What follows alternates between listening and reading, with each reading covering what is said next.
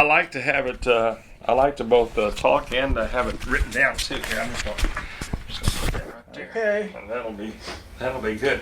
So you're a World War II veteran, Yes. and what branch were you in? I What was unit? in the Army Air Corps. Army Air Corps. Right. Tell me where you grew up. Where are you from? Well, I'm an Okie. Are you? And of course, grew up during the damn Depression. Sure. And really went into service. I was going to get that career job, you know. Well, I went in and signed up. Thought I was going to be a photographer.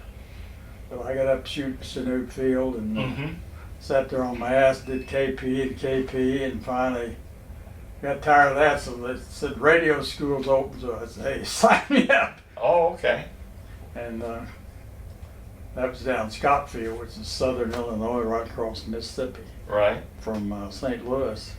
So I went through radio school, and when they put up the grads and where you're going, Elmendorf Field, Alaska. Where in the hell is that? Oh my goodness. So I got, and they were just kind of stockpiling us. We got up there and sat around in the, I guess you call it Radio Shack. What year was this? This is 1940. I went in 40, In 40? right out of high school. Right. Because Depression, Right. little old town, Oklahoma, Mm-hmm. no jobs, and you know the press is still on. I don't care what Roosevelt says. So I was around going into service, get a career. So. Right. So you went in before Pearl Harbor.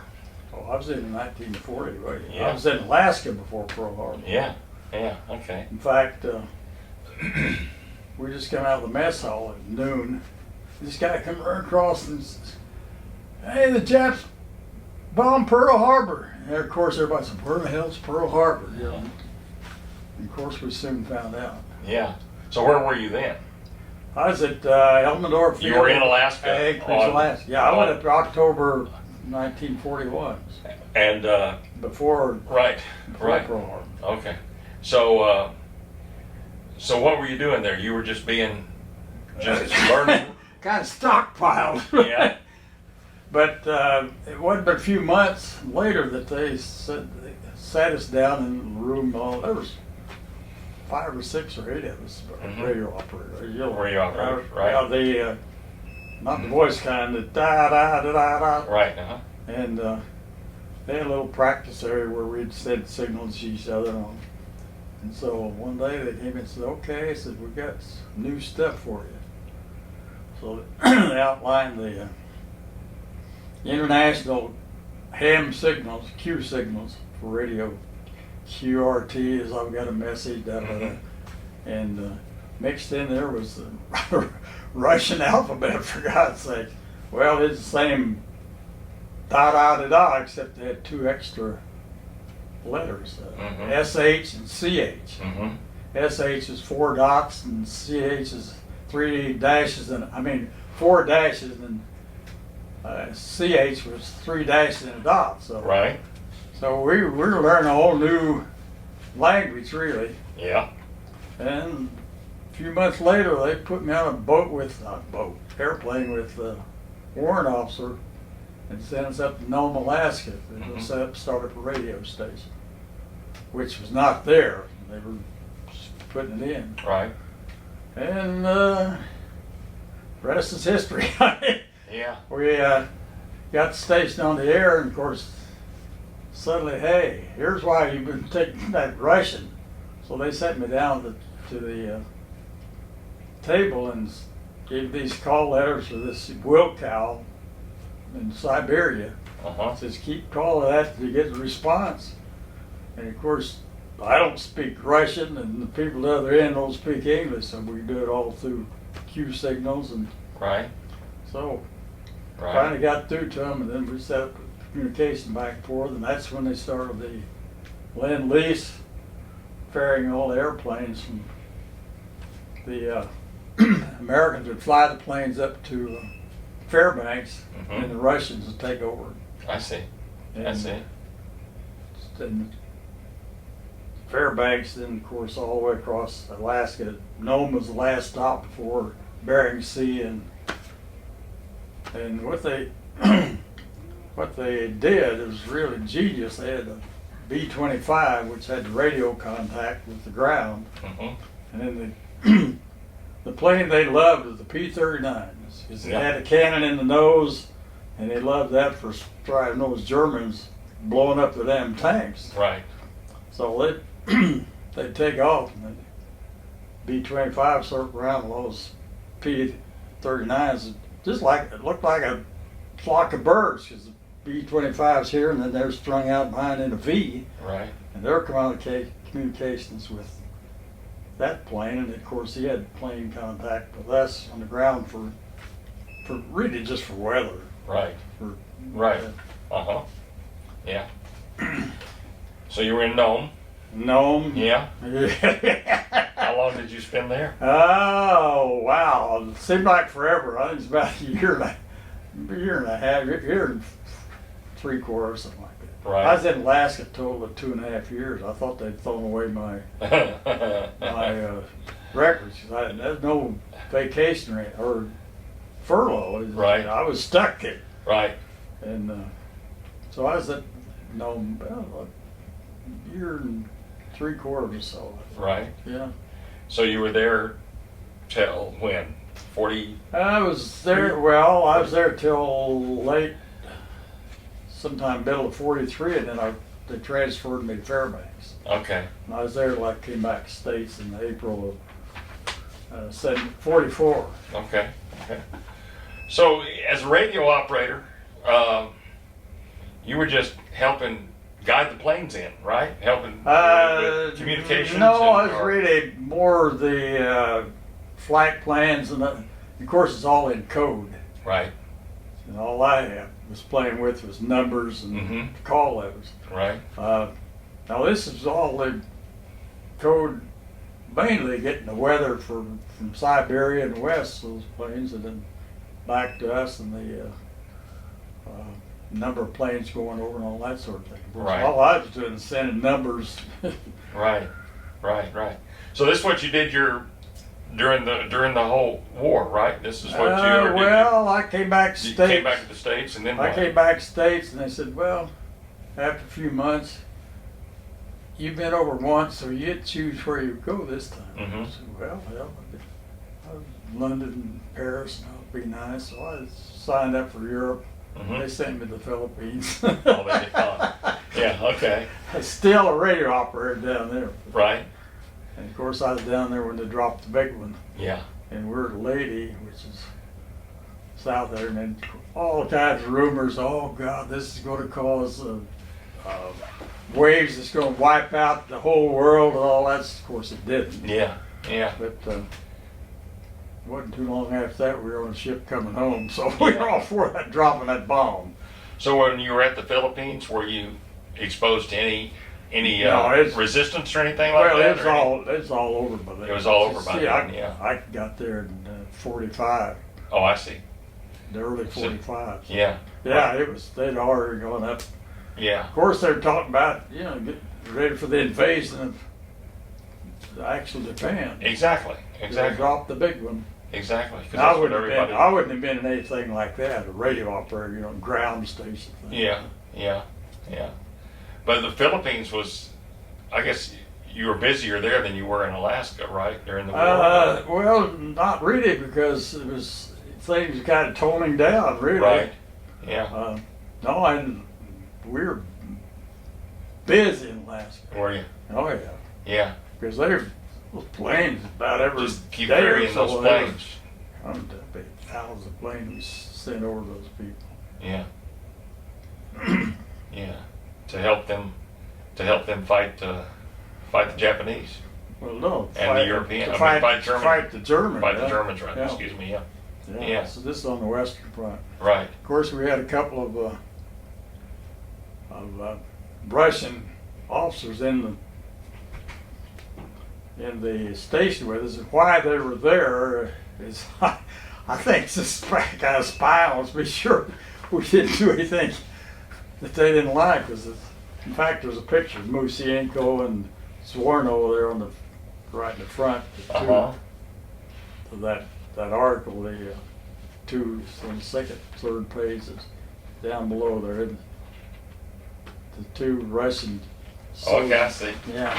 Right here? Yeah. Yeah. Zworno and Musienko. Well, the Musienko is a big old, what I visualize, a big old Russian peasant. You know, he kind of good old country boy type, and the other was Lieutenant Zworno. He's kind of a little cocky little guy. And he wore a little gun on his hip that he had taken off a German, because he had been on the Western Front before he came to us. Right. So what was interesting is we opened this station and all, and all these planes landing and so forth there before they went on Siberia. And there's one lone guy, and I think he was Polish extraction, that could speak either language at all. Yeah. Russian. Right. So that poor bastard, everybody on the base was wanting him, the mechanics to be down on the line and wants to talk about what to do with the planes or whatever. Right. So he was a valuable guy. Right. But he was sure harassed, the poor guy. So when you left Alaska, it says here when you came back to the States, you were in Arizona? Yes. But that was before you went to the Philippines, right? Right. Arizona. Well, that's that period. Arizona and California. I see. And then back to Philippines. Not back to the Philippines. And were you pretty much just waiting for a new assignment then? No, we had. I was in AACS, which is the Army Airways Communication System. Right. In the States, and this pretty much flight plans between military planes all over the western U.S. Yeah. So we had contact other radio stations, same stuff. Da da da da da da. Right. Right. Well, what was some of the stuff that you communicated? I mean, Well, mostly the flight plans, and of course in the States it wasn't coded or anything. So right. Time of arrival, weather, when it's going to depart, and that sort of thing. Right. Right. Right. But in Alaska, it was strictly code. So after the war ended in Japan, were you still in the Philippines? You were still in the Philippines when they dropped the big ones. Yeah. Yeah. And were you still there when the truce was signed? I mean, when the. Oh no. Had you already gone back home? I was back on I got out October the 9th. Right. And seemed like it took 3 weeks or so to come back. Came back on a damn barge. It took forever to come back. Oh, you floated back, huh? Came back on a boat? Yeah. And then where'd you come back to? Were you discharged then, or did you what? I picked Lowry Field in Colorado because I had a sister in Denver. I see. Got out there and she said, well, of course I'd been in service. I got out of high school right in service in 5 years. So do you want to go to college? Well, can I cut it? And so she said, well, why don't you live with us and see how it works out? Well, no problem. I started there at Denver University and transferred to Missouri for journalism, which is, the first journalism, first to give a journalism degree. Exactly. And they're still known for that. Yeah, got my degree there. Right. Now, had you already, when were you discharged? In October 9th, 1945. Okay, so after you came back. 7 days short of 5 years. Okay. So I went in and signed up for 3 years. Right. And then the war came. Right. So you went to Missouri and you got your degree in journalism? Oh, yeah. And what'd you do with that? I joined the corporation in their communications area. Where? Now what? Standard Oil. Oh, Standard Oil. In their communications. In their communications. They're publication. They're what they call the house organ then. Right. And then I got into general communication with the company, public relations and so forth. Okay. Was this where was this? I started in Tulsa. Okay. That was one of their subsidiaries was there. In Tulsa? Tulsa, Chicago, Texas City, Kansas City, Chicago, Houston. That's Yeah. just a transfer every 5 years or so. So you went to all those places? Oh, well, I stationed those places. Yeah, Yeah. you're stationed in those places with Standard Oil. Yeah. That's But it. the reason I loved the jobs, got to travel all over the Midwest and just doing stories about the employees. Yeah. You know, one day I might be in Battle Creek, Michigan, doing a story about how they make grape nuts. Right. Of course, it had to tie in with the company, something we provided for, like the grease for the Exactly. machines. Yeah, sort of a, yeah, right. Week I might be in Colorado molybdenum plant where they're, so I had a good instant career. Yeah. And that was your career. How long did you stay with them? 30 years. 30 years. And Tom, the thing is, next year I will have had 30 years retired. So Is that right? You talk about screwing up their actuarial tables. Oh. But get back to Alaska if you want Yeah. to do some of the color on that. Yeah, tell me. The two guys that signed to our radio station, well, they were good Joes until one of their muck officer came around. Then it was all spit and fly. They didn't know us, Right. but otherwise we got along real well. Yeah. Except they didn't speak English and we didn't speak Russian, so Right. we would communicate with them. Piece of paper, like Q signal, we'd say da da da da, like QRM. When will you be back? Uh-huh. QRM, then a question mark, I see. and they'd write time, and that's Yeah. the way you communicated at first. So you communicate just like you communicated with them. Well, we'd write, Yeah. put dashes and dots for the QRs and so forth Right. to start out. Right. And eventually, of course, I had taken Latin in high school and knew that a foreign language, it wasn't like you, for instance, that's the hell of a comment on some of our public schooling, but this character, one of the guys in the station, Right. he thought if you put ski on the end of his name, he walked up to this road and said, "You ski, go ski, Fairbanks ski." That's right, Mr. Wood. And the thing he got pissed off is, "You ski, go ski." We finally had to pull him away. Thought, "Dude." Oh. But then that tried to give us some of the color. Yeah. We had this, of course, Nome was bare bones. No gymnasium, no none of that kind of facilities. Right. But they did have this little building, and they showed movies, Yeah. and these Russians loved those movies. Right. Especially the cartoons and Western. They take little dialogue and a lot of action. Right. So they get this poor Wojciech, the interpreter. Right. I think I remember Wojciech. Right. He'd sit in the middle, and all these Russians would be seated around him. Well, the rest of us trying to listen to the damn dialogue, and he's to them there. Explain, but like they have a Bob Hope. One of my specifically remembers Bob Hope. Let's see, the one where he went to the desert. On the way to Morocco or whatever. Right. Yeah. And The movie. One of them showed his tent, but opened up, this camel stuck his head out and said some words.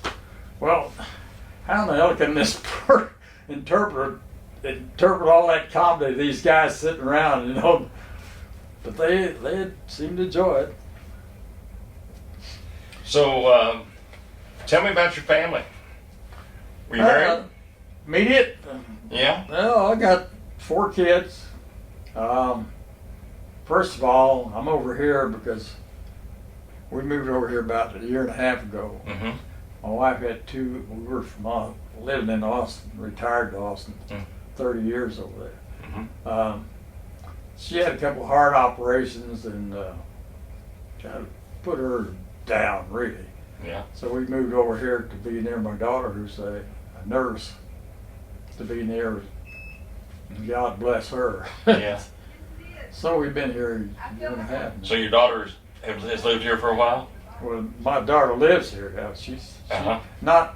She's Not here, over but at in College In Station. College Station? She's a nurse. I see. I see. So, and she and her granddaughter have been the ones really looking out for my wife. Exactly. So your wife lives here with you? Yeah, What's her name? Janet. Janet? And it has it has to be somebody around them all the time. Right. Well, close by. Well, right now, the caretaker I've hired, she left at 2:00. Mm-hmm. So I'll leave her for an hour or so, but that's Yeah. about it. How long have you been married? Next year it will be, we're at 50, so 1950 would be 60 years next Yeah. February.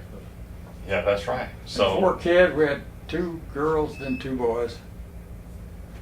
And none of them are Aggies. yeah, right. We got 2 T-sets though. Uh-huh. That's good. That's good. I'm looking at some other pictures here. Who's Edith? Edith's my mother. That's your mother. Okay. Yeah. She lived to be 100. Oh my goodness. Yeah, Yeah, I could see this. yeah. From 1891 to 1990. Yeah, and my old man left when I was 5, and my brother was 4, and my youngest brother was 6 months. So she took over a family of 6 kids. And how the hell she raised us when the Depression came on right after that, you know. So she was a she was a saint. She was a single mom, just raising you because Dad had left, right? Yeah. My goodness gracious. Well, she had 3 teenagers. She had 3 teenagers.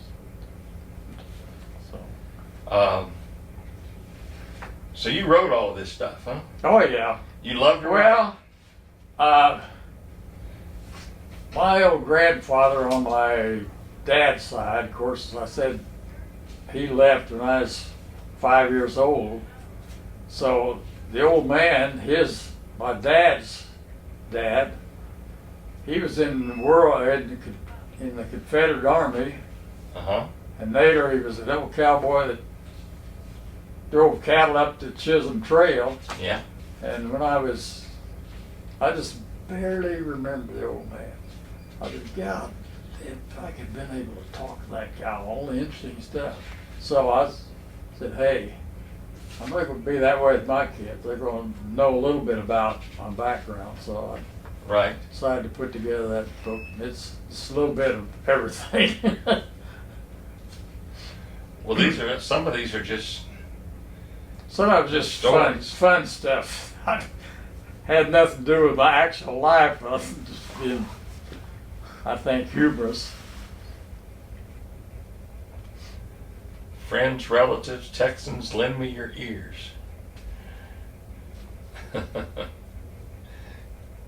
So is that was most of the things that you wrote, were they like feature stories on people? Yeah. Was it humor writing? Was it just a little bit of everything? Well, mostly features on, well, what was going on in the company. Whether it's Yeah. we were building a new plant, and of course, I learned long ago you write about flesh and blood instead of sticks and stones. You write about Right. flesh and bones, sticks and stones. Right. So it's always you tell it through the people, and yeah, I enjoyed the hell out of that. Right. To travel all over and all the different people.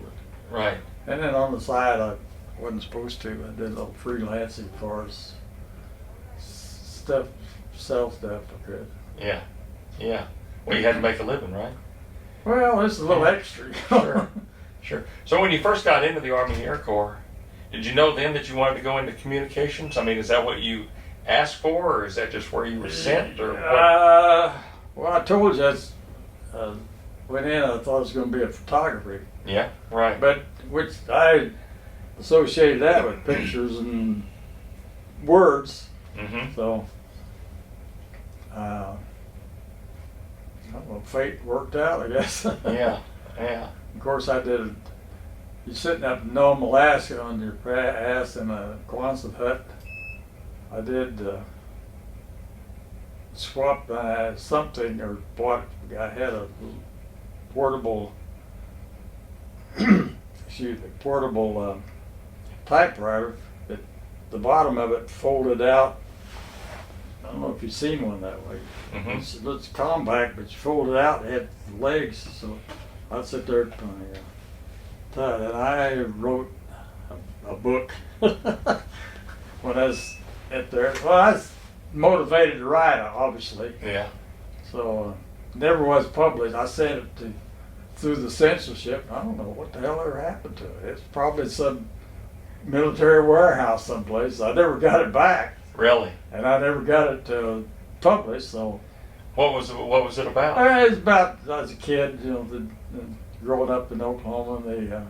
Because we spent, us younger kids spent the whole summer on the farm, Mm-hmm. grandparents' farm. Well, supposedly we were out there, we were chopping cotton, doing all. Well, we were doing some of that, but mostly it's to relieve my mother. She's 6 kids alone. My grandparents was trying to relieve her of getting those under little bastards off her back, Yeah. So, So you so said, it's all about yeah. farm life, smokehouse and just humor stuff like that. How long did you spend writing it?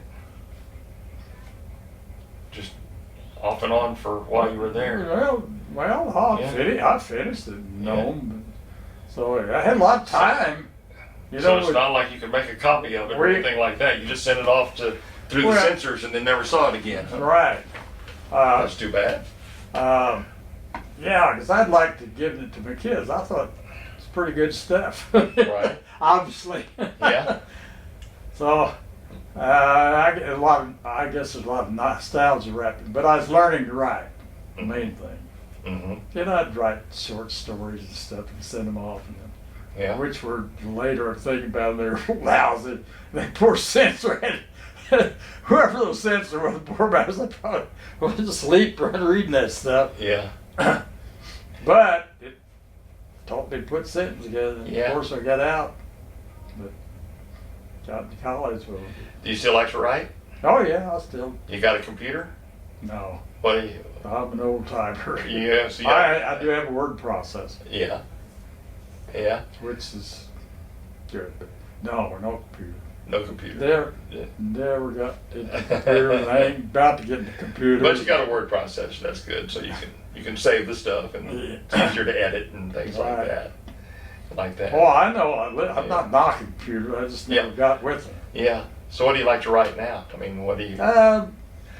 I frankly haven't done that much. Well, I used to travel a lot after I retired. Mm-hmm. In fact, my wife, she's a world traveler. She's the one that she had a room, a world map in her bedroom, and there's little red dots where she'd been. That thing was covered. Really? Somebody asked him, where haven't you been? He said, Antarctica. Uh-huh.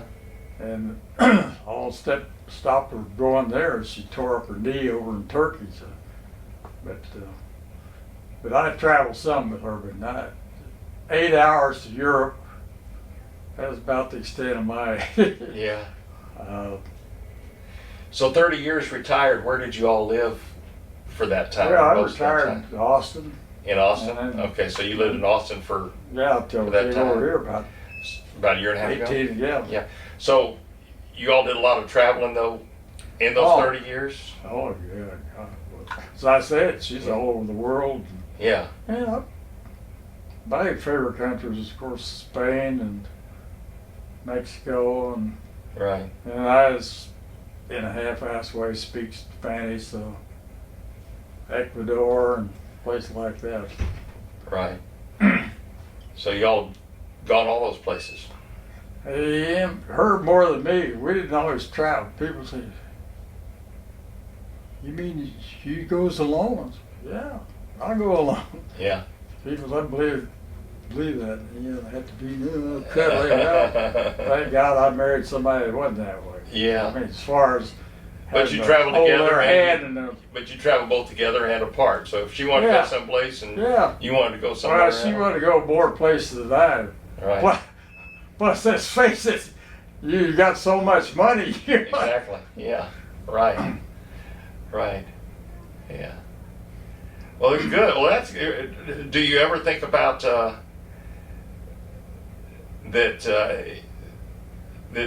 about had you served in combat, what you might have done, or if you were you ever anticipating that they might send you into combat for any reason, or just because of your job, it just didn't lend itself to that? It wasn't. Right?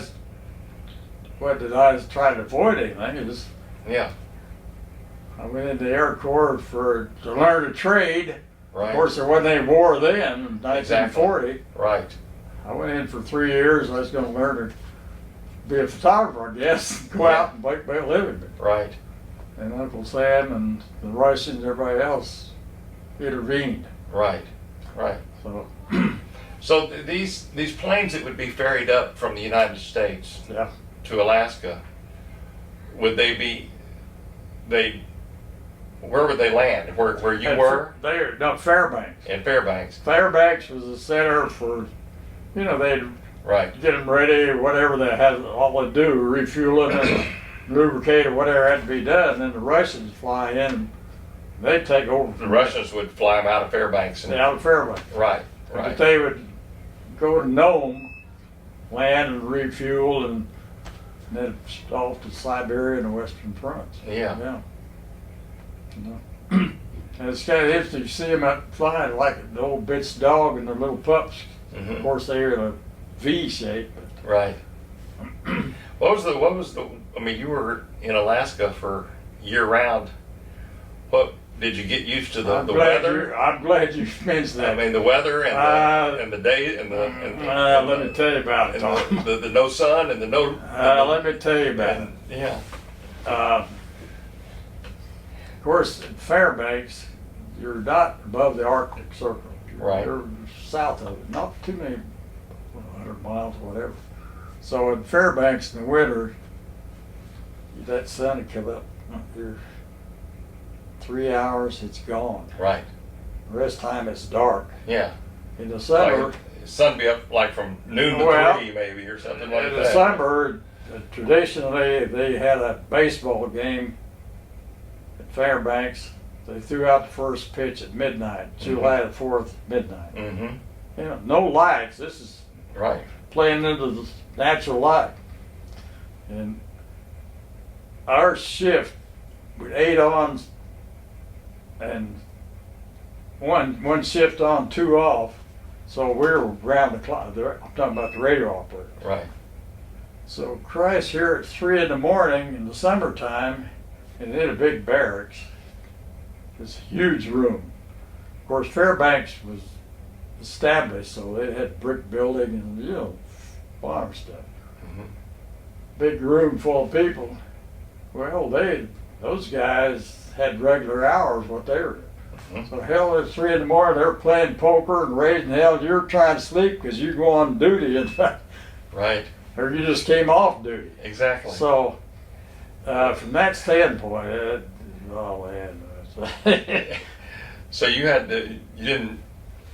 It's not like you could go to sleep when the sun went down because the sun didn't go down. You had to pick your hours to sleep. Pull the shade. Yeah.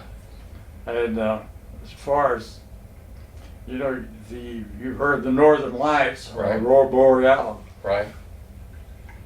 Man, because in the radio, the sets we were using, you bounce the signal off what they call a Kenley heaviside layer. It's kind of, I guess it's got ions up there, Mm-hmm. and it bounced on and back. Well, those Northern Lights, of course, this is all electrical stuff. It's put holes in that layer, Mm-hmm. so you see what goes through, and it'd never get to the other way. So you sit there. Sometimes we'd be a whole day trying to get a signal. Nothing. I mean, you guys send it to the other end, but you can't get it because they're going off to Mars or where in the hell ever signals end up. Yeah, so the northern lights would make your job harder. Well, Yeah, plus the noise. right. My hearing, well, you see, I got two. Yeah. My hearing's ruined later after I got out of service a few years. This ear doc said, "Were you ever around big guns in the service?" Mm-hmm. I said, "No, but man, I had static electricity, so it ruined my damn ear." Yeah. That noise. Yeah. Because you're trying to hear that signal through all that noise. Yeah. Yeah. Yeah. Not fun. Spent that long with headphones on all the time. Yeah. Yeah. Yeah. That's what I do now. But yeah.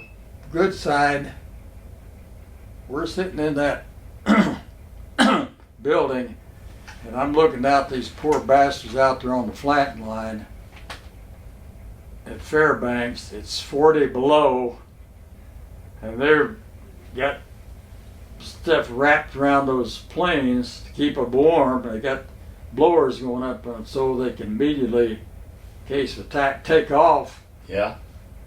But I'm sitting in there where it's warm, so it wasn't all bad. Yeah.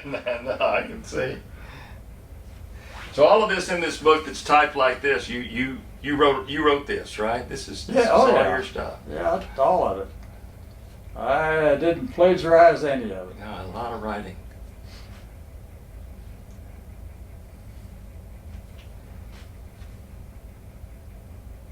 Well, it was, I assume it's humorous. Wrote a little poetry too, huh? Quite a bit of poetry. Yeah.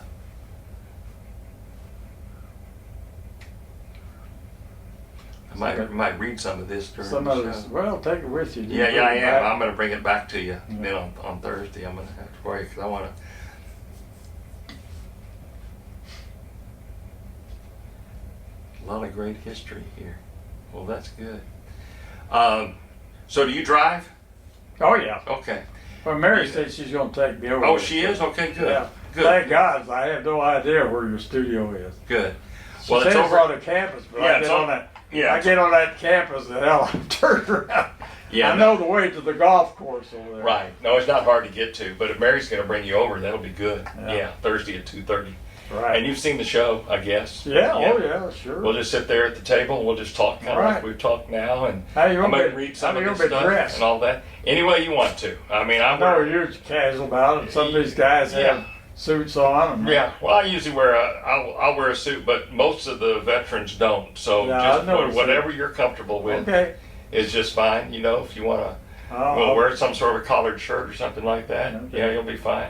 And I'll get with Mary and tell her we start taping at 2:30, so you could be there around 2:15 or so. That's usually what time I'll be there Okay. on Thursday, and we just tape right on through. Oh, we no just, problem. We start. That's and what I was going to ask. How long is like? It'll take about 28 and a half minutes once we get started. I would say that you'll be You mean one take and that's it? yes, one take. Okay. And No problem. you'll be on your way home probably by 3:15. Okay. Well, I'm thinking about Yeah. my wife. Just that Thursday is a non Yeah.